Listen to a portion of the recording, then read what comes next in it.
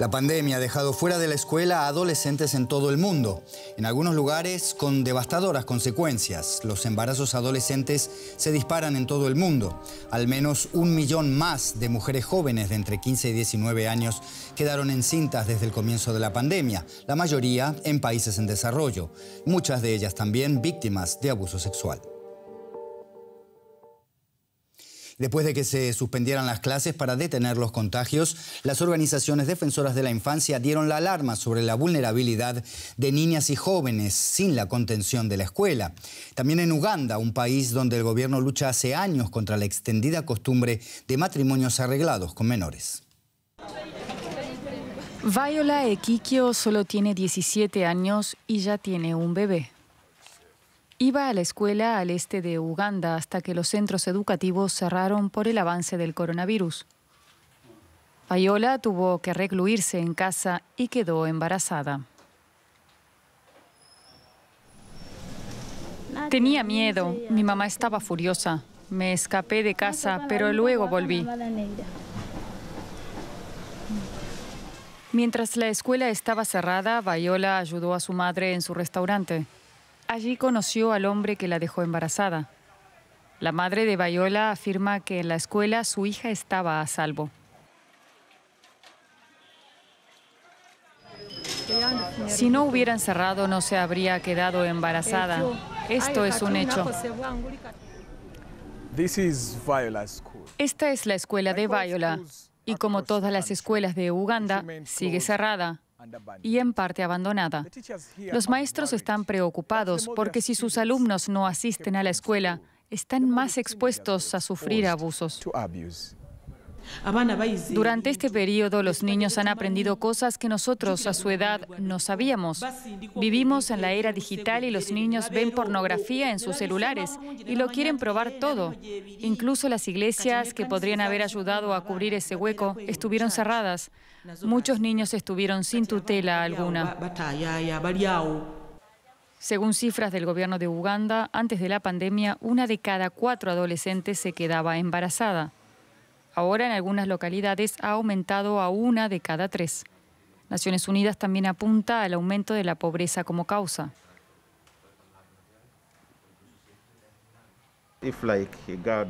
Si una niña no tiene dinero para comprar compresas, por ejemplo, y hay alguien que le puede dar dinero para sus gastos, se vuelven vulnerables. Las familias pobres pueden casar a las niñas como forma de hacer negocio, porque cuando las casan, obtienen la dote en forma de dinero o ganado. En Uganda, mantener relaciones sexuales con un menor de 18 años puede ser castigado con pena de muerte, pero la policía afirma que es difícil perseguir estos delitos. Y las víctimas a menudo se ven atrapadas por tradiciones que suelen proteger al hombre. Tenemos algunas tradiciones muy dañinas. En algunas comunidades los matrimonios infantiles están permitidos. La gente no considera algunos casos de abuso como delito. Ni siquiera los denuncian a la policía. Van, se sientan e intercambian regalos. El gobierno vacuna ahora a los profesores para agilizar la reapertura de las escuelas. Viola espera reanudar sus estudios, pero con un bebé que cuidar no lo tendrá tan fácil. La historia de Viola no es, por supuesto, un caso aislado. La Organización Mundial de la Salud calcula que en los países en desarrollo hay unos 10 millones de embarazos no deseados en adolescentes cada año. Más de 5 millones terminan en abortos. Y la gran mayoría de estos procedimientos además se realizan de forma insegura. Las complicaciones del embarazo y el parto son la principal causa de muerte entre chicas de entre 15 y 19 años en todo el mundo. Vamos a hablar de embarazo adolescente en época de pandemia con Nubia Laguna, de la ONG Niña Madre, que se dedica en Venezuela a la prevención del embarazo adolescente y de la transmisión de infecciones sexuales con una perspectiva de género y desarrollo comunitario sustentable. Nubia, muy buenas allá en Caracas, gracias por recibirnos. Cuéntanos cómo ha cambiado el trabajo de tu organización con la llegada de la pandemia. Muchas gracias. Efectivamente, esta situación de pandemia nos redujo mucho la capacidad de atención a las mujeres adolescentes, sobre todo a las adolescentes. En especial porque nosotros hacemos mucho trabajo de prevención y estábamos precisamente en un desarrollo comunitario en el cual estábamos ofreciendo educación integral para la sexualidad, proyecto de vida, todos estos tipos de estrategias que nosotros utilizamos para la prevención del embarazo y de las ITS. Reducimos a un 50% la capacidad de atención presencial, pero bueno, como todos en el mundo, nos adaptamos mucho a la atención a través de los mecanismos virtuales, de las plataformas virtuales, y eso realmente nos ha ayudado bastante. Ya luego de que se flexibilizó un poco las medidas acá en Venezuela, en donde se acogió una regularización de 7x7, en los días en que tenemos semanas flexibles, tenemos una atención presencial a cada una de las usuarias que ameritan este tipo de atención en Venezuela, en Caracas sobre todo. Y concretamente hablando del aumento de embarazos, Nubia, ¿hay relación entre este fenómeno y el aumento de la violencia intrafamiliar y de género que hemos visto durante la pandemia?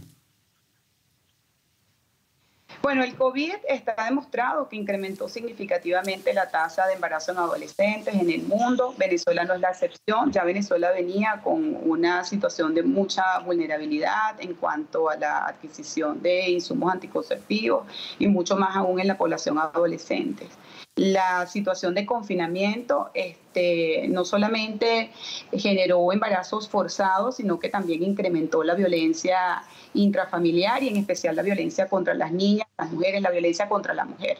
Hemos tenido ya un registro de 126 femicidios a lo que va de año, según una organización aliada, Utopics, de situaciones graves, además también de femicidios frustrados. En ese sentido, se queda claro que esta pandemia no solamente ha traído la situación de la enfermedad, sino una situación de mucha vulnerabilidad, sobre todo en la mujer. Cuéntanos, Nubia, ¿cómo contienen ustedes a una joven embarazada en pandemia? ¿Qué es lo que necesita una mujer en esa situación y en este contexto? Necesita sobre todo mucha atención, porque en la mayoría son embarazos que no son embarazos planificados. Un estudio que se hizo recientemente aquí en el país indicó que el 87% de las mujeres que se embarazan en este periodo no son embarazos deseados, no son embarazos planificados. Entonces, bueno, de llegada viene una gran frustración, porque viene además una problematización enorme de su propia situación socioeconómica. Venezuela vive una crisis humanitaria bastante compleja, tenemos problemas en el sistema de salud y bueno, principalmente existe una fragilidad en la atención hacia ese embarazo. Nosotros ofrecemos contención desde el punto de vista emocional, ofrecemos atención principalmente para que la mujer pueda conocer este proceso del parto y del posparto, y además ofrecemos una orientación muy puntual y referencia a organizaciones que le dan la oportunidad de adquirir, de incorporar un método anticonceptivo sensible a su corporalidad, a su necesidad para la prevención de un segundo embarazo. Pero además trabajamos muchísimo también el tema de la familia, ¿ok? Del apoyo familiar, porque como veníamos conversando, se ha incrementado muchísimo el tema de la violencia contra la mujer y el quedarse en casa muchas veces con el agresor en una condición de embarazo vulnera de manera exponencial a esa mujer. Nuestra población es principalmente adolescentes, mujeres de 15, 16, 19 años. Hemos tenido además niñas de 12, adolescentes de 12 años, y ha sido mucho más compleja la atención hacia esa población, sobre todo a las de 12, 13, 14 años, porque ellas sí cumplen estrictamente el tema del confinamiento, porque además no tienen independencia económica, ni siquiera para poder cancelar un pasaje que le permita movilizarse hacia la sede de Niña Madre. En ese sentido estamos haciendo un esfuerzo importante para localizarlas y virtualmente a través de sus teléfonos también darle cierta contención. Cuéntanos, Nubia, ¿coopera el gobierno venezolano con lo que hacen ustedes de alguna forma? Actualmente tenemos una iniciativa bastante buena. Estamos en la instalación de consultas diferenciadas para adolescentes con el apoyo del Fondo de Población de Naciones Unidas, quien en alianza con el Ministerio de Salud promueve la educación integral de la sexualidad y la salud sexual responsable. Sin embargo, bueno, hay unos déficits importantes en el sistema de salud que no son además muy cercanos porque lo vivimos diariamente con las adolescentes. Y bueno, se está gestando además toda una programación vinculada con la prevención del embarazo en adolescentes, pero sí tenemos algunas limitaciones.